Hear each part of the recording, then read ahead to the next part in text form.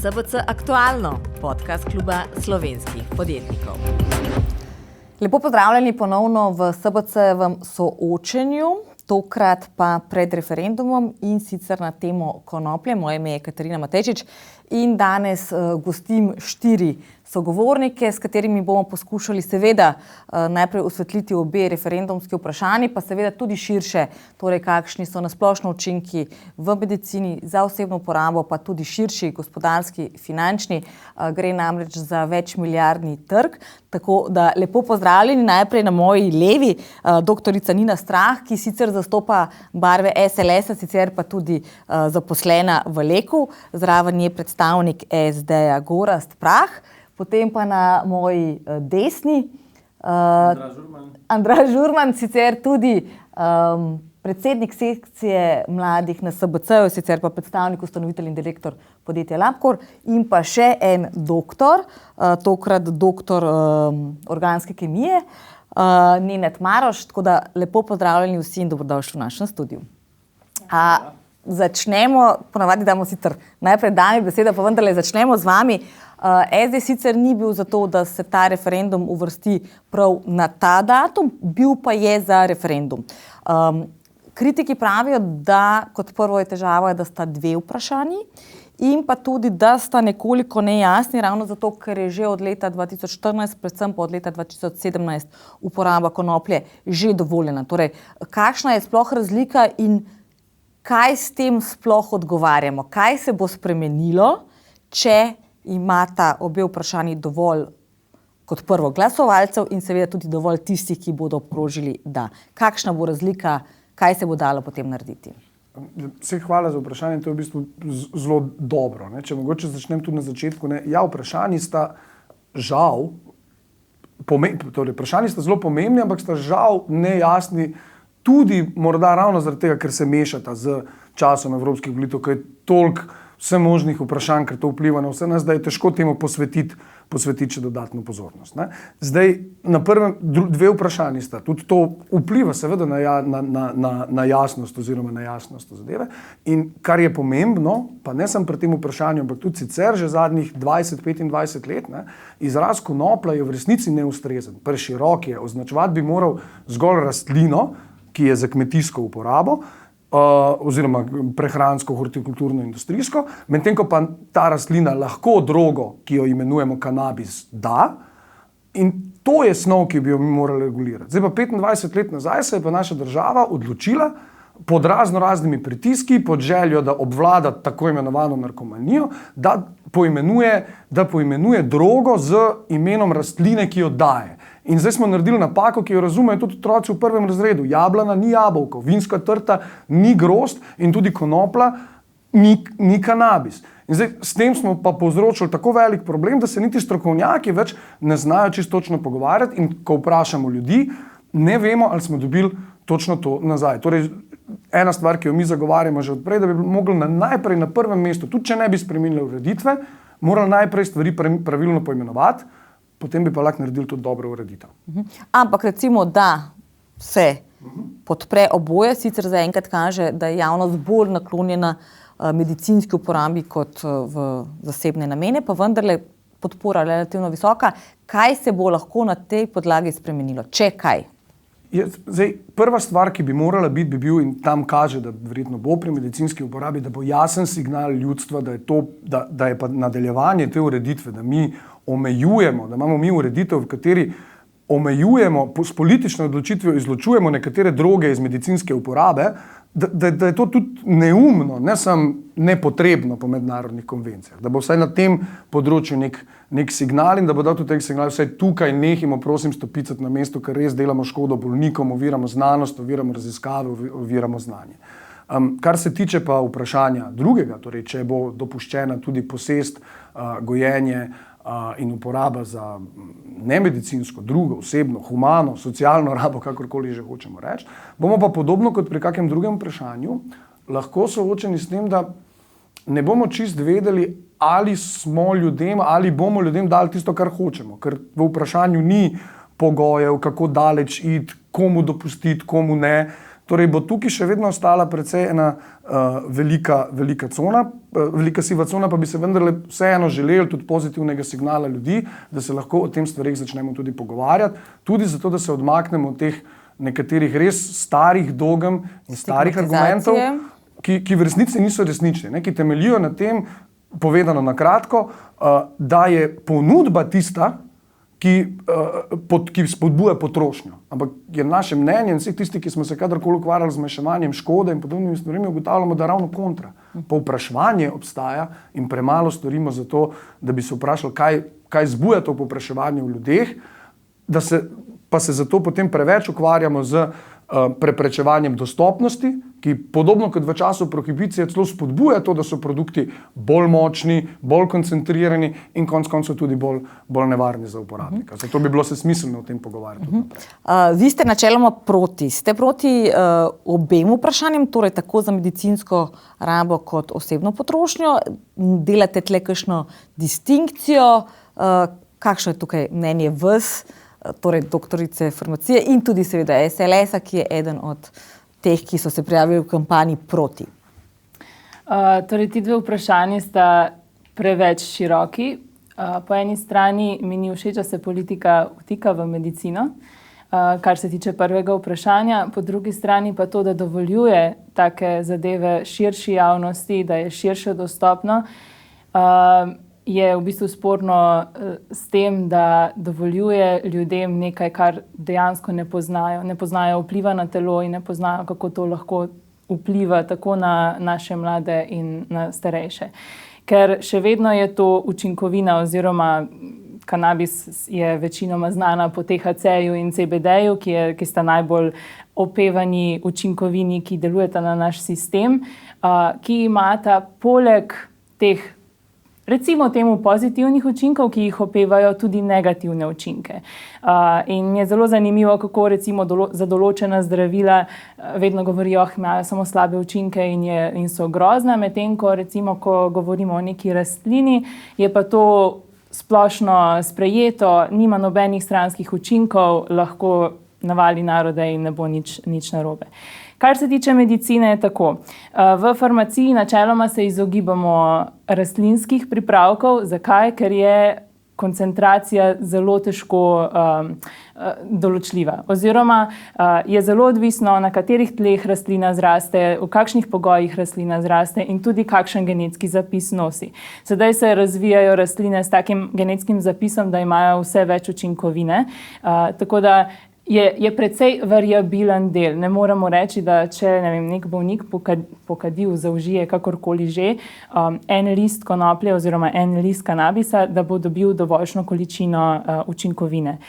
Ker tudi recimo opijati, ki izhajajo sicer iz glavic maka, ne kuhamo makovih glavic več, ampak jih pripravljamo v laboratorijih farmacevtsko z določeno čistoto, z določeno vsebnostjo in točno vemo, kaj bolniku apliciramo.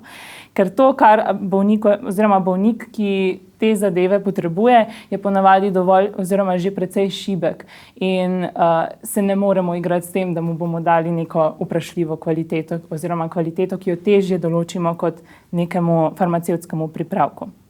Po drugi strani pa se strinjam s kolegom, bi bil že skrajni čas, da se odobri vsaj ta del, da se lahko stvari raziskujejo oziroma da se pripravijo vsaj spojine, ki so podobne, torej analogi, ki delujejo bolje, močneje in s tem tudi potrebujemo manjše koncentracije in manj obremenjujemo naše telo. Kar pa se tiče rekreativne uporabe, je pa spet je problem ta, ker ne vemo, kakšno robo dobimo, če lahko tako rečemo. Torej, lahko so CBD, THC v večjih koncentracijah, lahko so v manjših koncentracijah, nikoli ne vemo. Po drugi strani imajo ti dve komponenti v telesu precej signifikantne stranske učinke, ki mogoče niso tako izpostavljeni kot to, da ti je fajn in da ti je dober in da se zadaneš. Ker je že znanstveno dokazano, da vplivajo na razvoj kognitivnih sposobnosti, da prihaja do zmanjšanega razvoja možganov pri otrocih, recimo. V državah, kjer je to legalizirano, je to precej velik problem že, oziroma postaja že precej velik problem. Po drugi strani je tudi to, da te učinkovine oziroma THC in pa CBD so precej lipofilne, kar pomeni, da se skladiščijo v maščobnem tkivu. Torej, ne gre toliko za recimo trenutno toksičnost, ampak lahko prihaja tudi do kronične preobremenjenosti s temi učinkovinami. In to, da nekdo nekontrolirano uporablja take zadeve, v bistvu povečuje zdravstveni problem, kar je pa spet povezano s financami, ne da je to finančno breme za vsakega posameznika, ampak nasplošno za zdravstveno blagajno, za družbo. In zakaj bi podpirali stvari, za katere že vnaprej vemo, da so potencialni zdravstveni riziki, če lahko pomagamo nekomu, ki je pa dejansko bolan, ki se ni odločil za to in dejansko potrebuje medicinsko pomoč. Doktor Maroš, zakaj ta konoplja tako zelo deli strokovno javnost? Celo zdravniki med seboj si niso enotni, pa kemiki, biologi, farmacevti. Hkrati imamo alkohol dostopen na vsakem koraku, tobak. In tudi pri klasičnem zdravilu, celo pri navadnem lekadolu, imaš tam celo serijo morebitnih stranskih učinkov, ki jih lahko povzroči, pa seveda nihče ne pomisli dvakrat, ko ga vzame. Odkje je to res neka stigmatizacija? Zakaj v bistvu to tako polarizira? Jaz ne bi rekel, da je to težava, ki je specifična samo za konopljo, ampak imamo tak odnos do večine psihoaktivnih snovi. Vidimo, kako se kot družba obnašamo do tovrstnih stvari, hkrati jih skoraj vsi uporabljamo psihoaktivne snovi, bodisi kofein, alkohol ali pa karkoli iz spiska prepovedanih drog. Hkrati pa se delamo kot neka kultura, moramo imeti specifično, recimo v našem primeru alkohol kot tisto najsvetejšo psihoaktivno snov in to se seveda v družbi promovira, vsi radi gremo na pivo in tako naprej. Medtem, ko vse ostalo se pa poskuša demonizirati, ker je tuje. Ne vidimo potrebe po temu, ne razumemo, zakaj nekateri ne marajo alkohola, pa bi reči kaj drugega. Tako da to bi rekel, da je bolj stvar kulture, ki se potem izraža seveda prek politike. In torej ne toliko znanosti? Ja, mislim, konec koncev, to je dober primer, recimo, rekla ste eno tržno ime, smo rekel paracetamol, da ne bom komu delal škode. No, recimo paracetamol... Da ne bomo delali reklame? Čeprav je za domačo? Ne, no, recimo paracetamol je taka učinkovina, ki načeloma ima lahko stranske učinke, med katerimi je tudi recimo odpoved jeter pri predoziranju. Ne? Ampak vseeno nimamo nekih zadržkov, ko otrok ima vročino, mu damo paracetamol. Tako da... Jaz osebno sem imela strašno alergično reakcijo, prav na paracetamol, tako da sem bila... Pa tudi tukaj so take čudne anomalije. Recimo paracetamol pediatri predpisujejo otrokom zaradi tega, ker ima pediatrične klinične študije. Medtem, ker recimo ibuprofen, ki načeloma ne škodi toliko jetram, pa ne bojo predpisali otrokom, kljub temu, da načeloma lahvarnejši, zaradi tega, ker nima pediatričnih študij in bi morali predpisovati off-label, ne vem, kako se reče po slovensko, in tega večina pediatrov noče delati. Tako da dostikrat so neke ovire, ki ne temeljijo na nekem razumu, na neki pragmatičnosti, ampak so čisto ali birokratske, ali kulturne, ali zakonodaja. Kar se tiče prav zdravil, ki temeljijo na tem, se trenutno predpisujejo samo za 3 različne veje medicine, sicer za onkološke bolnike, za otroke z epilepsijo in pa za različna revmatološka stanja. In je ZZS lani porabil samo manj kot 2 milijona iz svoje blagajne. Hkrati je trg dovoljenih sestavin bil lani velik, približno 8 milijard v Evropi. Ocena je, da bo do leta 2028 naraslo skoraj na 17 milijard, kar pomeni, da se bo podvojilo. Ali ne bi regulacija zamejila črnega trga? In hkrati na drugi strani slišali smo za negativne učinke, ki jih lahko ima na družbo in državno blagajno in zdravstveno blagajno, hkrati morda na drugi strani prinesla pa nekaj v davčno blagajno, pa bi se stvar nekoliko izravnala, ker slišala sem za raziskave, kjer recimo 80% onkoloških bolnikov komplementarno oziroma kakorkoli jemlje neke pripravke, tako rekoč vsi iz črnega trga, kar pomeni, da dejansko ne veš, kaj je notri, kje je bilo to dobljeno, kakšne so sestavine, kako močno je, koliko zet. In sploh starejši ljudje ne znajo tega dobro kontrolirati. To je res zelo široka tema. Se pravi, imamo medicinsko konopljo kot zdravilo, imamo pač konopljo recimo kot za rekreativno uporabo. Jaz preveč podatkov ne vem, se ne bom delal preveč pametnega glede tega, zakaj zdravniki tega ne predpisujejo, ampak kar je po mojem znanju je predvsem problematika tle, ker je zakonodaja uvoza teh zdravil, ker to so registrirane kot zdravila, zelo problematična.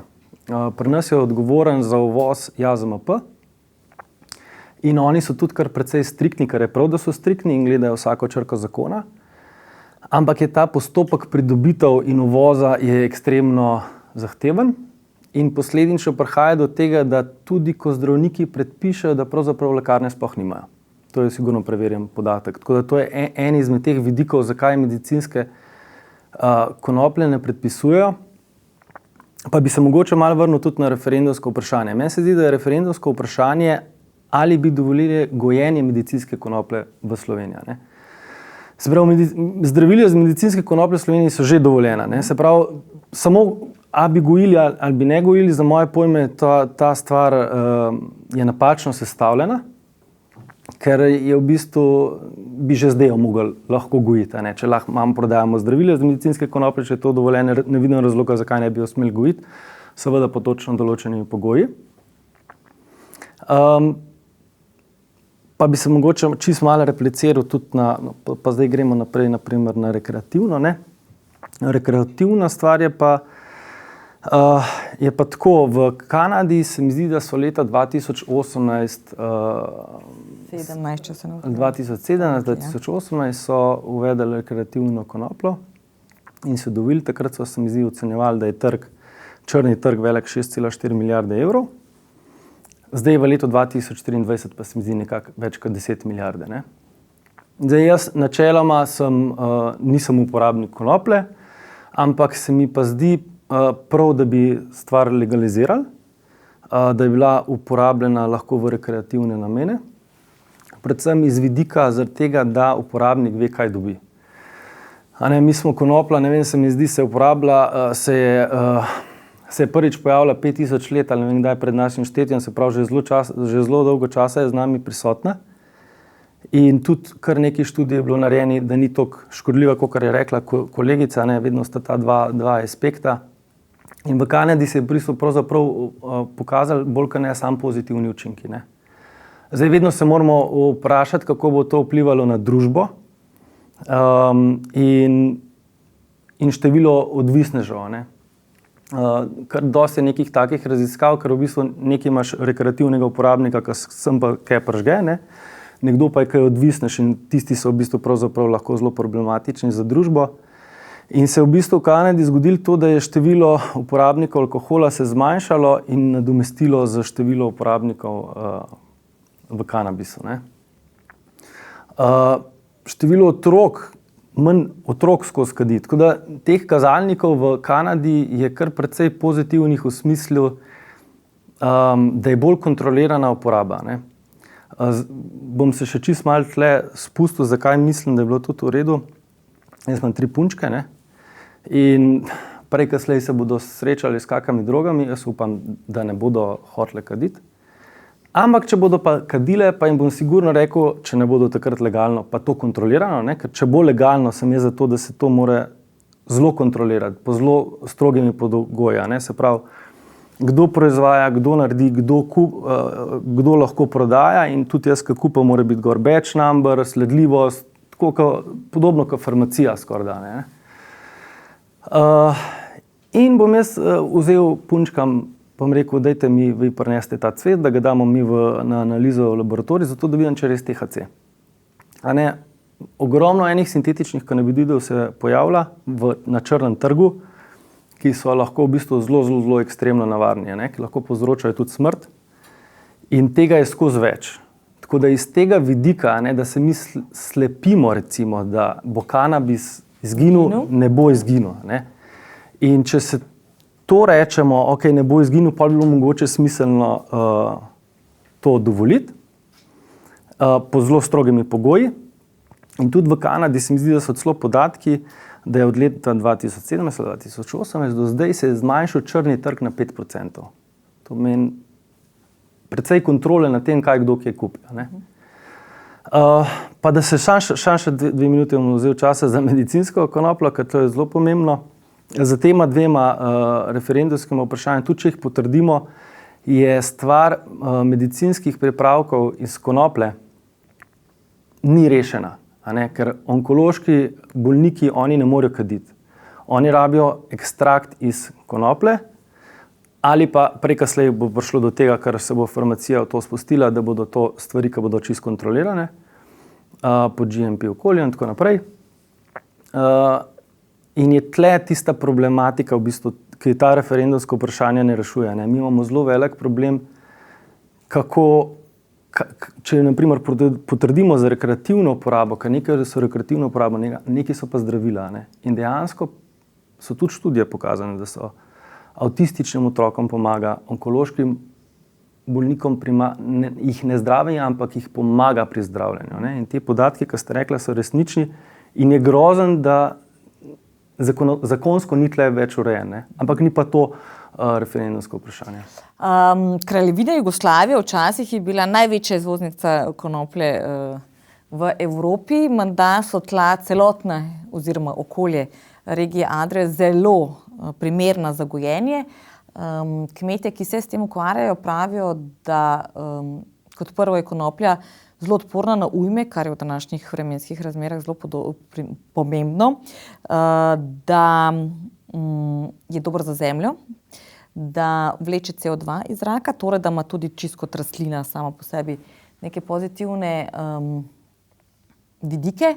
Ne bi bilo morda dobro, da se glede na to, da pri vprašanju govorimo o gojenju in predelavi, nekako tudi ta del mogoče uredi, dovoli, ravno zato, ker se da iz konoplje v končni fazi narediti tudi še toliko drugih stvari, ki nimajo veze z pripravki, tabletami, vršički, kajenjem in podobno, ampak vse, od vrvi, papirja, cele stavbe so narejene iz tega, kozmetika in podobno. Bi mogoče, glede na to, da zastopate barve SLS-a, pa bila to mogoče ena dobra kmetijska panoga, kamor bi se naši kmetje lahko usmerili? Zdaj vprašanje, če je to edina možna ali obstaja alternativa. Ena od.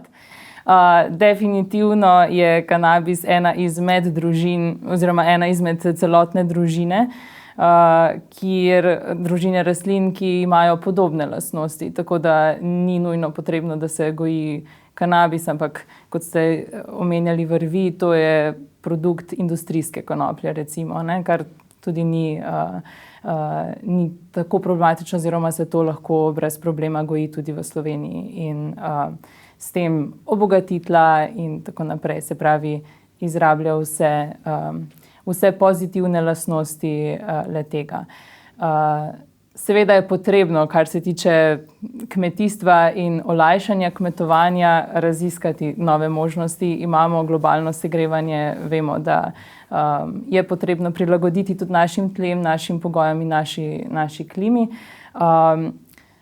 Ampak se bojim, da bi potem to izrabljali za drugačne namene. Ja, seveda, bila bi neka regulativa, oziroma ta regulativa bi morala biti res ekstremno natančna in brez nekih sivih con, da bi se to uporabljalo zgolj za namene boljšega oziroma izboljševanja kmetijstva in pridelave druge hrane. Ker esencialno sam kanabis za naše življenje ni nujno potrebno. Mi potrebujemo hrano, potrebujemo vodo, potrebujemo zrak in potrebujemo spanec. Tako da to nekako splošno obče gospodarstvo ne bi zaradi tega utrpelo nobene škode, če tega ne uvedemo. V Sloveniji so menda 3 ali 4 samo pridelovalci konoplje, ki to potem tudi sami delajo izdelke iz CBD in jih pri nas prodajo. Vseh menda ostalih 46 registriranih uvaža. Bi se, recimo da rečemo, da greste obe referendumski vprašanji čez, s tem zgodil nek razmah tudi v tej dejavnosti, torej da bi imeli domače pripravke iz CBD-ja, domačo kremo, čaj, milo, karkoli, kar recimo uporabljamo. Verjetno bi, in tudi praksa zadnjih, ali pa recimo 10 let, jaz se s tem zadnjih 10 let veliko ukvarjam, pa še 20 let nazaj, ko smo začenjali kot študentje z raznimi protesti, je bila, bom rekel, situacija drugačna. In je treba reči, mi smo takrat rekli, prohibicija slepi. Ne? In rečemo, danes ni problem kmetijstvo. Ma je problem. Še par let nazaj smo morali v parlamentu eksplicitno tolmačiti, da se semena industrijske konoplje smejo jesti. Izraz industrijska konoplja je v resnici mim. Konoplja je rastlina in dokler jo gojimo za seme vlakna hortikulturo, kakor predvideva konvencija, javna konoplja nima veze z drogo, tudi nobenih konvencij, ki si jih določili, torej mednarodnih pravnih, nam zato ni treba upoštevati. Skratka, konoplja v smislu kmetijske rastline ne bi smela imeti nobenih dodatnih omejitev, ki jih nima koruza, če tako gledamo. Ne? Pa jih ima. Prvič, gojenje takih drog je iz meni nerazumljivega razloga eksplicitno v zakonu napisano kot proizvodnja, kar tudi kaže, da so pisci zakona 25 let zelo dobro vedeli, da je to ločen izraz, ki ga je treba ločeno dati, če hočeš zavezati ureditev. Drugič, imeti moraš status kmeta in imeti površino nad 1000 kvadratnih metrov, da bi sploh lahko gojil. Kar pomeni, omejujemo tudi take, da bi kdo na vrtu pa kakšne stvari. Zdaj, kar se tiče izjem, je gospa Strah že prej lepo omenila, stvari zgojene zunaj, če jih hočeš zlorabiti za proizvodno droge, ne dajo nujno dovolj dobre kvalitete, zaradi obraševanja različne zemlje in tako naprej. Zato tisti, ki gojijo za medicinske namene ali pa za proizvodnjo neke učinkovine, ki bo imela gor, kot ste prej rekli, značke, preverke in tako naprej, bodo itak delali pod kontrolirano atmosfero, pa v greenhousih in tako naprej. Zdaj, če sklenem, stigma in prepovedi nam na industrijsko-kmetijskem, hortikulturnem področju delajo škodo. Mimogrede greste na sejem Agra, vsako leto tam posadijo eno površinco konoplje, jaz nazadnje, ko sem se okrog nje sprehajal, nima 1000 kvadratov, prekrško so. Ampak pustimo, pa je to čist za industrijo. Seme, vlakna, hortikultura, prehrana. Predvsem hortikulturo ignoriramo. Gojenje nam neposredno, torej prepoved gojenja nam neposredno ovira razvoj in proizvajanje zdravil, ali pa recimo CBD-ja, ki trenutno ni zdravilo, on nima psihoaktivnih učinkov. Kako močno ga bomo regulirali, je v bistvu vprašanje. In tako kot eni pravijo, treba ga je regulirati kot drogo, njegove značilnosti tega ne upravičujejo. In tudi njegov status po mednarodnih, recimo spet po konvencijah, potem kar uporablja Mednarodni biro za droge in narkotike, regulacija CBD-ja kot droge ni potrebna. Je pa potrebno, tako kot pri vseh prehranskih dopolnilih in zdravilih, potrebno stvari označiti, da bomo vedeli, kaj dobimo. In še zadnja stvar, to je pa tisto, kar bi želeli dodati. Glih zaradi tega, ker ne vemo, kakšen signal nam bo dalo referendumsko vprašanje in sploh pri tej tako imenovani rekreativni uporabi, čeprav zelo nasprotujem temu izrazu. To ni to tek, ali pa jogging. Ampak vendarle, eden od gospodov, ki se s tem ukvarja, je zelo lepo rekel, niti ne osebna, ker ljudje smo od nekdaj takšne stvari uporabljali v družbi, tako kot hrano in alkohol in podobne zadeve.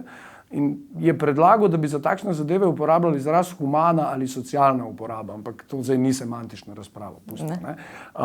Je pa bistvo v tem, da dokler puščamo pokrov stigme na temu, kakršenkoli že, potem blokiramo v bistvu vse. Signale pa ne bomo dobili, ker recimo pri tej uporabi dobimo lahko dva tipa. Lahko dobimo model, kot ste ga prej omenjali. Kontroliran trg, kjer nisi samo legaliziral, ampak si vzpostavil tudi celotno verigo proizvodnje in prodaje in nabave in kontrole, zato da so uporabniki oskrbljeni, varno in tako naprej. Recimo temu model, kot ga pozna zvezna država Colorado. Je tipičen tako, temelječ na tem, da je že predtem obstajal razvit medicinski trg, ki je dal standarde te uporabe. Lahko imaš pa model, kot ga poznajo recimo bolj v Evropi, Nizozemska, Portugalska in tako naprej, ker pa smo preprosto rekli, kaj? Alternativne kazni, dolžni smo kaznovati nekoga, ampak nismo ga dolžni kaznovati o tem, kakšno kazen bomo mu dali, pa lahko odločimo sami in to je lahko tudi opomin. In kaj tam vidite je, da se v resnici, smo rekli v redu, ne bomo več preganjali uporabnika, morda bomo ponudili tudi kakšne programe za zmanjševanje škode, ampak s tem, kako se nizozemski coffee shopi oskrbujejo, O tem pa ni zakonskih določil, ni inšpektorja, ki bi lahko rekel, narobe se vzbuji, nič ne vpraša, odkot ta roba prihaja. In tako tudi kje druge. Ne? Zato tudi v resnici se moramo vprašati, in to bi mogel biti pomemben del te debate, kaj hočemo. Samo spregled, ali želimo tudi vzpostaviti sistem, ki bo varoval uporabnika in ga oskrboval. In tretje, pri tem tudi paziti na pasti tega obdavčevanja, ker če se tega gremo delati, če gremo to delati iz javnofinančnih razlogov, da bomo zaslužili, ja, za davki na zdravila verjetno ne, pa ne bilo niti fair. Ne? Trošarine so pa model, ki že pri tobaku in alkoholu z vidika preprečevanja in zmanjševanja škode ne deluje najbolje. To pomeni, bi se morali pogovarjati o ničem drugem. Skratka, če je javnofinančni motiv prvi pri legalizaciji, pa dajmo to ustaviti ta projekt. Ker prvi motiv legalizacije mora biti varnost in zdravje uporabnika. Če tega ne zagotavljamo, pa nismo nič storili. Tudi državi koristi. Lahko da se vprašam, jaz bi dal res repliko, ker se mi zdi, da je zelo smiselno. Prvič za jaz sem pravzaprav zelo za to, da se to dovoli glih zaradi vidika varnosti do uporabnika, ker mi kot analitični laboratorij delamo analize tudi v kanabis sektorju, imamo tudi dovoljenje za delo s prepovedanimi drogami. In pravzaprav lahko rečem, da smo verjetno eni izmed vodilnih laboratorijev v Evropi, kjer opažamo, kaj dobivamo. Ne? In iz tega vidika sem jaz prej rekel, da bom jaz rekel svojim punčkam, dajte vi meni prinesti. Tako da ta vidik zdravja za strani države je ekstremno pomemben, jaz mislim, in v Ameriki je že prišlo do smrtnih žrtev včasih, ko so se te sintetični kanabinoidi pojavljali in zdaj se spet pojavljajo skozi bolj. In to vam povem iz prve roke in to je 100% informacija. Druga stvar, ki ste pa omenili, zdaj sem pa pozabil, ste pa na Nizozemsko bi se navezal. Ne? Zdaj se je v bistvu malo spremenilo, to Nizozemska je res, ne? Oni so imeli coffee shope in coffee shopi so lahko uporabnikom prodajali, ampak kje so pa oni dobili material oziroma konopljo, je bilo pa neznano.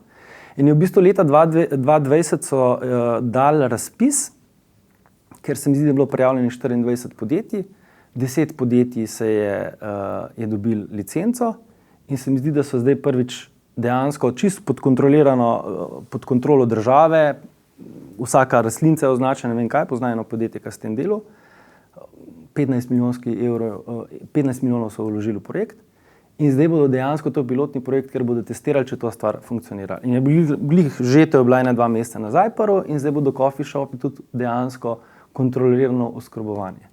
Doktor Maraš, govorili smo že veliko o črnem trgu, torej veliko je tega, kaj so nevarnosti črnega trga. Eni pravi, da stvari, ki se tam dobijo, kot prvo so samo sintetične in za manj učinkovinami, druga nevarnost je, da so kakšne stvari notri, ki niso primerne in je kakšen primes, ki lahko dodatno škoduje.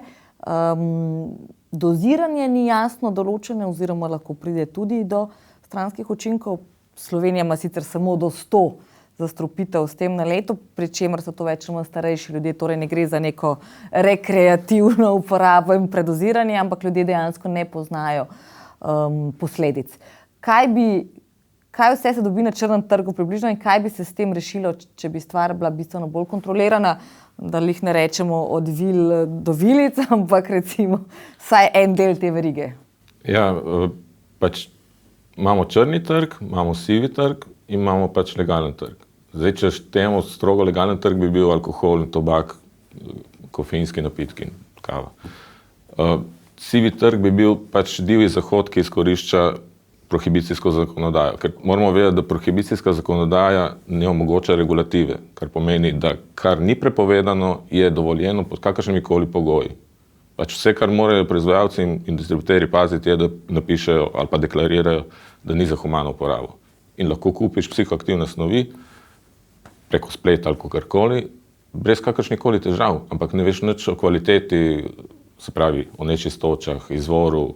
Kaj sploh je? Mislim, večina ljudi nima svojega laboratorija, da bo testirala identiteto tega proizvoda, ki so ga kupili.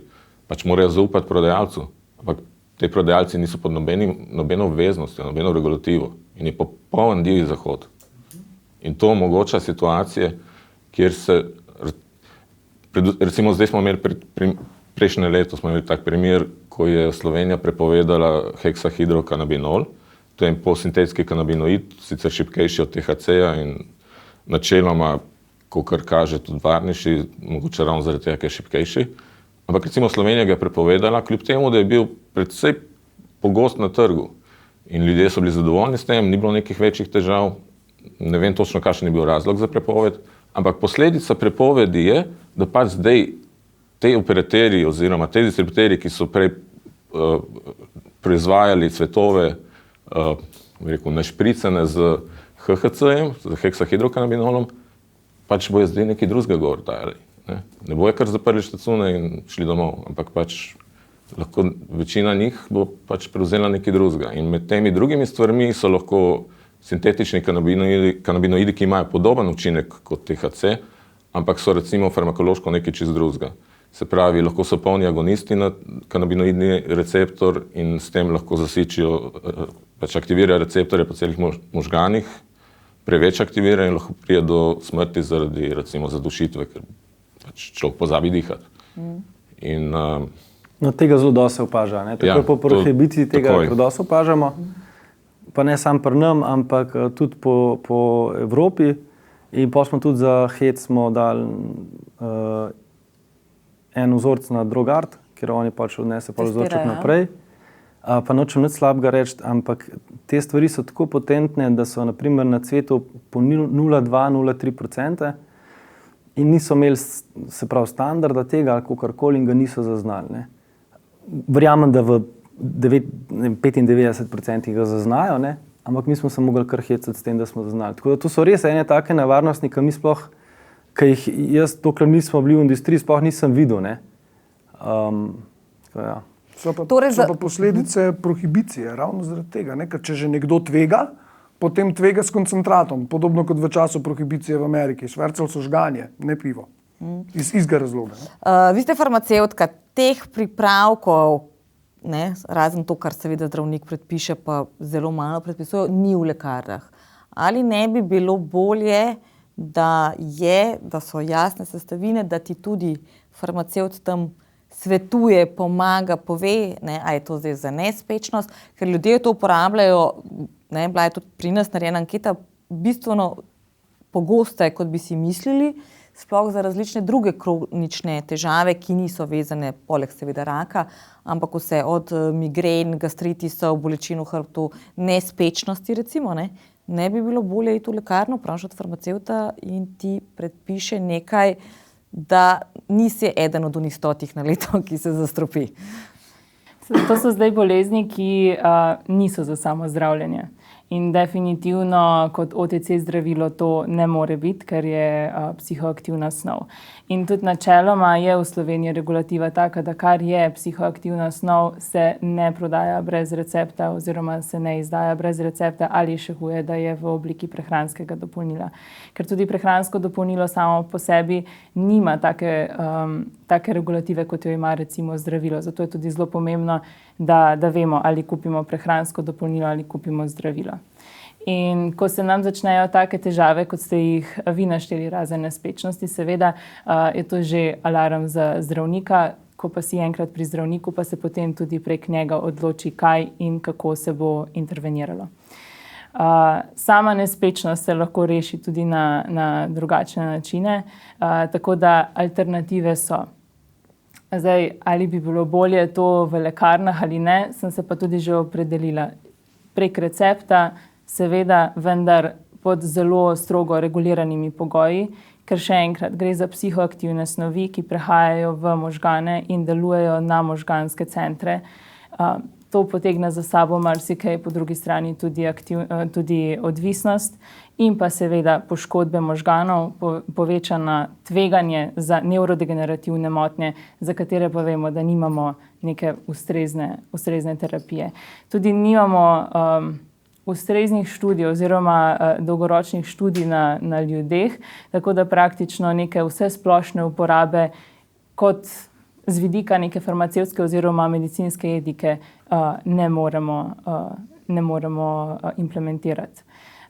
Zdaj, za zdravila, recimo, kjer imamo že dolgoletno uporabo, recimo, ko ste se nanašali na paracetamol, ko imaš zadaj študijo, potem jo tudi lahko z večjo gotovostjo daš pacientu. Seveda pa vsako zdravilo je potrebno vzeti z dobršno mero previdnosti, ker karkoli vnašamo v naše telo je tujek, ki lahko vpliva tako ali drugače. Doktor Marš, glede na to, da konopljo poznamo že tisočletja in se uporablja že zdavnaj, je torej slabo raziskana glede na to, kaj vse slišimo, bi bilo treba več študij narediti tako za povsem medicinske namene, kot za te komplementarne, ker veliko ljudi si pomaga, ko jemlje sicer nekaj druga zdravila, pa ne dosegajo učinkov, ki bi se jih želeli, a ne? Tudi Rankovi zdravniki to komplementarno. Sicer nekateri danes verjamajo, da te bojo rešile različne stvari, ki seveda te ne bodo, pa vendarle, da to jemlješ ob seveda klasičnih zdravilih, ob klasični medicini, čeprav veliko ravno rakovih bolnikov pravi, da svojim zdravnikom ne želi priznati, da to jemljajo, ker so do njih kot malih kregajo, pa pokroviteljski in tako. Mislim, gre torej za neraziskane snovi vsem tem času. Malo je treba tudi ločiti med konopljo kot pač eno prvih udomačenih rastlin, to je res, ampak načeloma, včasih so botaniki rekli, da obstaja 3 vrste konoplje v naravi, se pravi, da ta rod ima 3 vrste, se pravi Cannabis sativa, Cannabis indica in Cannabis ruderalis. Zdaj so te vrste že toliko so že selekcijo in pač kmetijskimi posegi in hibridizacijo spremenjene, da je vse skupaj to ena vrsta. Praktično noben več ne loči teh vrst. In tisto, kar je res pomembno, je sestava, pač koliko je določenih kanabinoidov v cvetovih. Tako da zdaj neke izkušnje iz prejšnjega stoletja uporabnikov na terenu ni nujno, da so pač ustrezne za današnje cvetove, ki jih lahko dobiš na trgu, ki so toliko raznoliki, da pač težko primerjati. Potem so tudi stvari, kot so pač standardi študij. Recimo za farmacevtsko porabo se pač naredi točno standardizirane klinične študije, dvojno slepe in tako naprej, na veliki populaciji. Ni, da bi dali najprej zdravila na trg, pa potem opazovali pri uporabnikih, imajo stranske učinke ali ne, ampak so 3 klinične faze in potem še, ko pride že zdravilo na trg, se še opazuje, če se pojavijo kakšni stranski učinki pri uporabnikih. Se pravi, je precej visok kriterij. Zdaj, za konopljo pač težko to narediš, ker kot prvo je variabilna sestava, za sam THC pa bi lahko naredili, ampak jaz mislim, da dosedanje študije so več kot dovolj, recimo, da vemo približno, kakšni so stranski učinki, kako lahko vpliva na človeka in te stvari, ki jih pač rabimo za razumeti rekreativno uporabo in kako pač svetovati človeku, ki to uporablja, da čim varnejše to uporablja. Zdaj, kaj je cilj tle? Hočemo THC imeti kot zdravilo, se pravi, da bo prišlo na trg pod istimi kriteriji kot vsa druga zdravila. To je dejansko že upravljeno, pač THC je v nekaterih državah registrirana učinkovina, prav tako tudi CBD, recimo, ima tudi določene študije in je lahko registrirana učinkovina. Zdaj, ne bi pa mešal farmacevtske uporabe z rekreativno uporabo, ker vendar gre za družbo pač, ne. Saj alkohol ima ogromno stranskih učinkov, med drugim odvisnost, lahko se predoziraš in umreš. Pač vsi vemo, da se lahko marsikaj zgodi, prometne nesreče in tako naprej. V končni fazi lahko zaspiš pa smržno sredi zime, ne? Seveda. Marsikaj se ti lahko zgodi. Nasilje v družini in vse to pride zraven, ne? In pa seveda zdravstveni problem, ne? Pač ja, ampak ne uporabljamo iste kriterije za alkohol, kot jih uporabljamo za farmacevtske učinkovine. Spravi, nima smisla gledati na konopljo na enak način kot na zdravila. Torej bi morala biti bližje alkoholu. Jaz mislim, da bi morali uvesti kategorijo reguliranih psihoaktivnih snovi. Pač to je edino smiselno.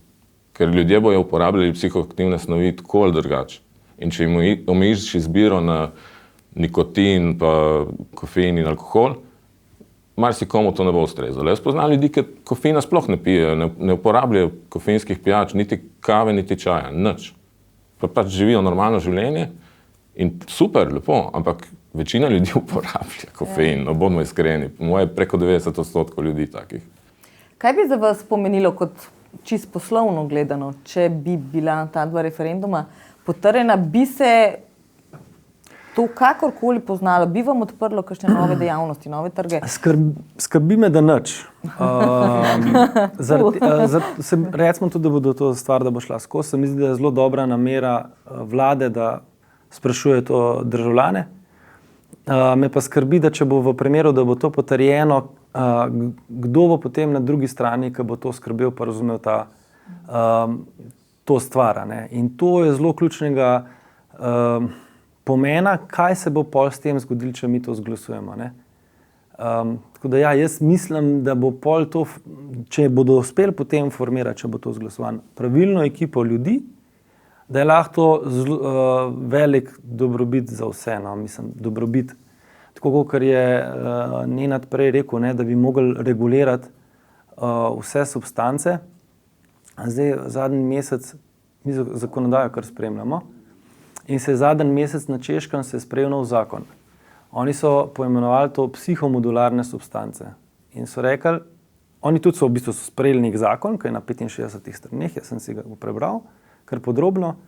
Kako ga bodo pa izvajali, točno pa še ne vejo. Ampak so ga pa sprejeli. Ne? Zakon je napisan tako, da boš v bistvu neke 3 liste, se pravi tako, kot pri nam se zdaj pojavila neka nova research chemicals, ki je dovoljena. Oni jo lahko dajo zdaj tako od jutra naprej na to listo in je prepovedana. Lahko jo prepovejo za skozi, lahko jo dajo po čakalno listo. In če jo dajo čakalno listo, mora iti čez en kup postopkov verifikacije, odobritve ali pa zavrnite. In potem rečejo, ja, to bomo lahko uporabljali po temi pogoji, to pa ne. In v bistvu mogoče, že tudi kot sledim, je Nemčija pa Nizozemska, se mi zdi, ne me zdaj za besedo držati, ampak jim je zanimiv način pristopa za regulacijo drog. Ker mi moramo kot državljane, jaz mislim, da moramo zaščititi uporabnike in kaj je nekaj prepovedan, je to dokazano, da ni zaščiten. Ne.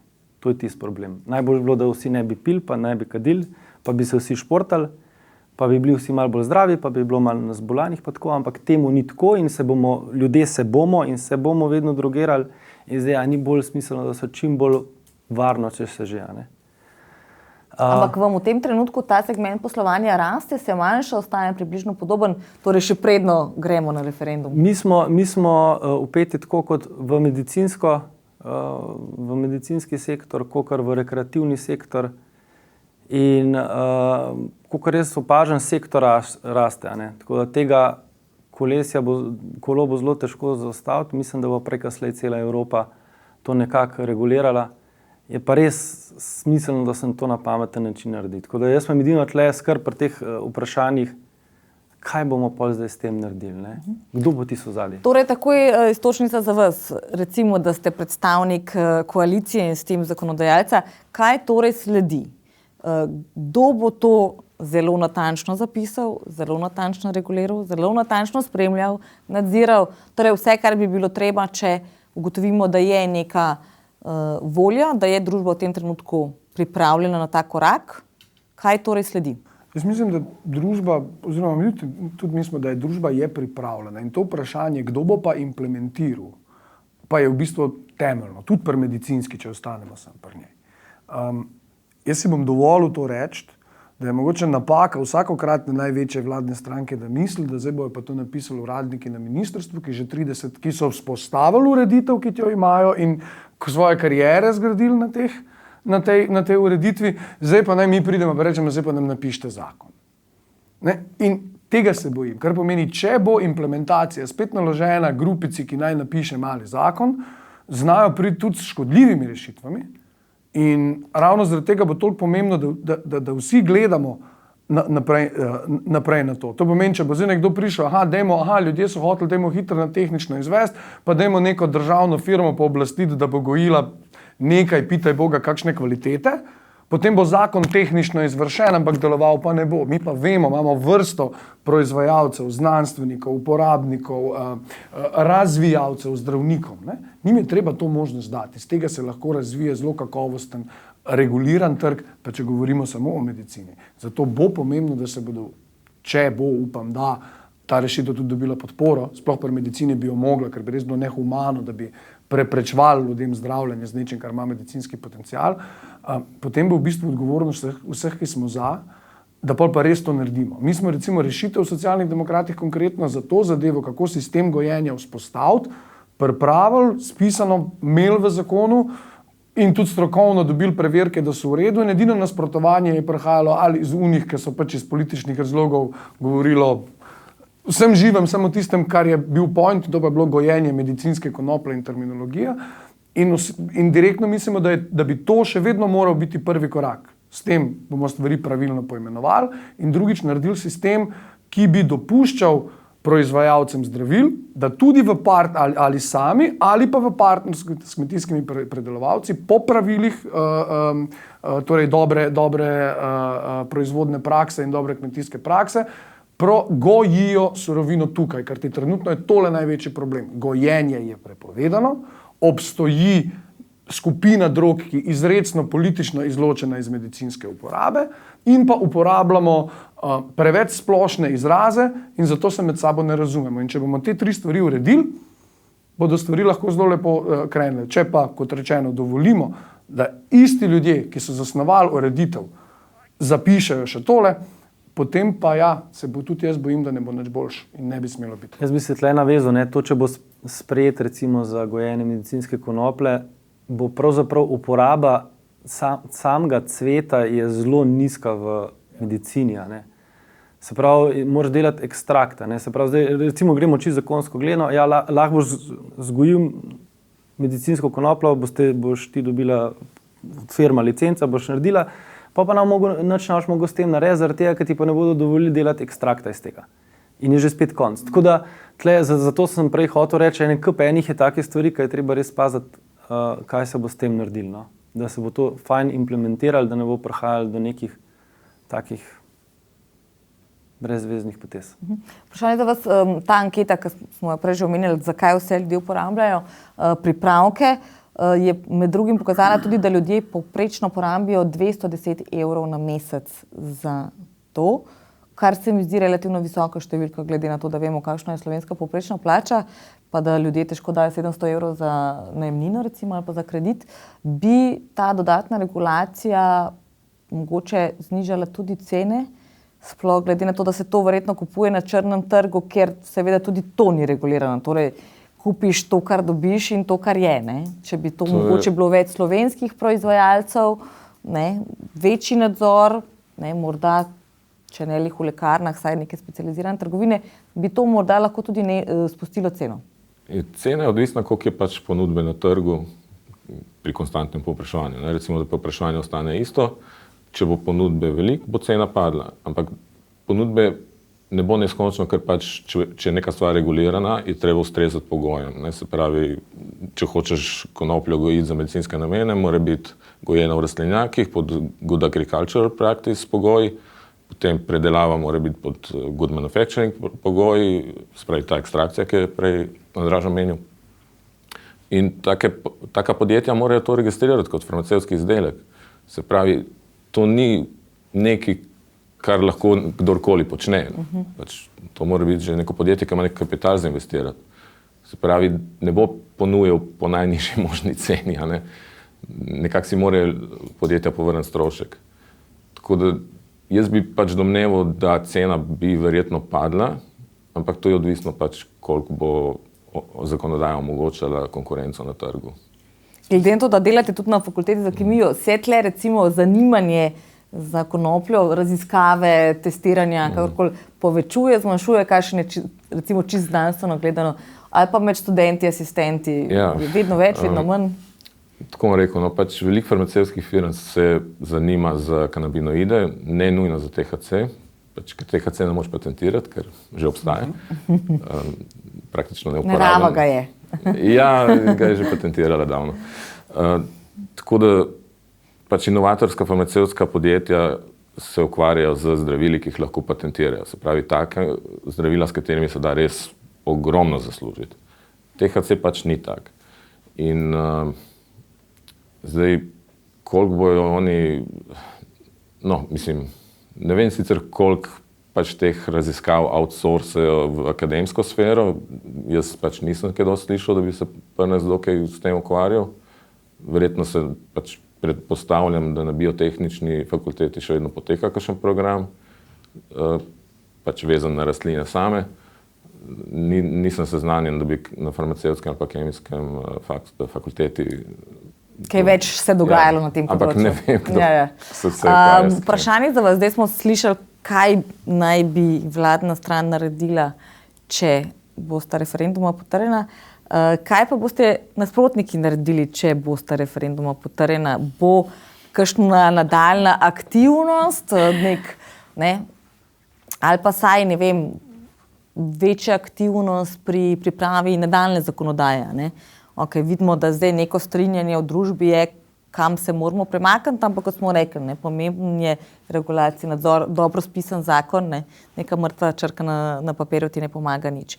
Kje se potem vi, če se zdaj izkaže, da jih je več za kot proti, kje se vi v naslednjih stopnjah razvoja tega vidite? Ja, torej definitivno, če se sama država odloči, da stopi na to pot, je potem edina možna varianta, da se res tesno sodeluje pri pripravi zakona, ki ima čim manj sivih con in čim več definiranih področji, ker to ni lahka tema in kot je kolega omenil, to ni tema za uradnike, pač pa tema za ljudi, ki se s tem profesionalno ukvarjajo in tudi stvari spravljajo v prakso. Tako da ne glede na to, da smo sedaj proti, ker zdaj pač zatiramo v kalje, ali kako ne rečemo. Pred da sploh pride do tega, ja. Ko pride do atomske bombe, se ne moreš spraševati, kaj je zdaj, ampak kako sanirati stvari. Torej, vi ste zdaj prekurativi, pa boste videli, zdaj ste pri preventivi, pa greste, ravno obratno. Gremo pa k kurativi in sodelujemo pri pripravi, da bo zakon čim boljše spisan in res čim bolj popolno in da vidimo, kakšni so... Je to sploh mogoče glede na tako zelo deljena mnenja celo znotraj iste stroke? Da se res dobi najboljše od kemikov, biologov, agronomov, zdravnikov, mogoče tudi sociologov, da se nekaj res dobrega, ker zgleda, da so mnenja res različna in to zelo različna, ni minimalne razlike. Kar se tiče znanstvenih dejstev, ki so bile dokazana, se mi zdi, da se ne kaže neka delitev. Vsaka učinkovina, vsaka spojina, ki jo vnašamo v telo, ima pozitivne in negativne lastnosti. Že Paracelsus je rekel, da v bistvu samo odmerek loči strup od zdravila. Tako da, kar se tega tiče, pač to so dejstva. THC prehaja skozi hematoencefalno bariero, se veže na kanabinoidne receptorje, ima tak in tak učinek in učinek je plus, učinek je minus, se nalaga v drugih organih. V drugih organih ima tudi svoj vpliv, ker pač telo je sistemska zadeva. Je pa težava v tem, da tu potem naletimo na družbeni aspekt vsega skupaj, ker potem nekateri hočejo malo bolj zaščititi prebivalstvo z enega vidika, drugi z drugega vidika, torej eni popolna prepoved, drugi dovoljenje z regulativo. Vendar jaz v tem osebno ne vidim popolnoma nič slabega. Različna mnenja lahko pri uspešnem sodelovanju tudi stvorijo neko bolj popolno zgodbo, kot bi jo tvorila samo ena stran in samo druga stran. Ker nobena skrajnost ni dobra. Vedno se je potrebno srečati na sredini. In če poslušamo mnenja drugih, se mi zdi, da je ta sredina mogoče malo bolj zlata sredina kot sicer. Za konec za vse štiri hitro, kratko vprašanje. Kakšen rezultat pričakujete 9. junija za eno in drugo? Jaz mislim, da bo pozitiven. Za obe vprašanji? Ja. Vi? Tudi mislim, da bo pozitiven. Tudi enako za obe vprašanji. Vi seveda morate to reči. Mi se ne treba vprašati. Da končam pri vas, kaj upanja ostaja? Mislim, upanje je vedno, dokler ni črno na belem, da je pozitiven rezultat. 50-50. Pa dopuščate kakšno možnost, da bi saj kakšno vprašanje morda padlo? Ja, dopuščam, ja. Dopuščam možnost. Torej verjetno za rekreativno uporabo. Bi rekla, da rekreativno, ker nekako Mogoče je tam tudi večji strah tudi pri starših in med družbo, no, da bi se to, kako bi rekla, razširilo na splošno uporabo. Hvala lepa vsem štirim za udeležbo, seveda, za pojasnila. Upam, da smo danes uspeli odgovoriti na odprta vprašanja, ki seveda v tem trenutku še vedno obstajajo, da se boste zato lažje odločili, kaj obkrožiti v nedeljo 9. junija in pa tudi, da morda, ne glede na to, kakšen bo rezultat, boste znali bolje reagirati na karkoli se bo že na koncu zgodilo. Tako da vabljeni k ogledu, poslušanju in pa seveda srečno do naslednjič. SBC Aktualno, podcast kluba slovenskih podjetnikov.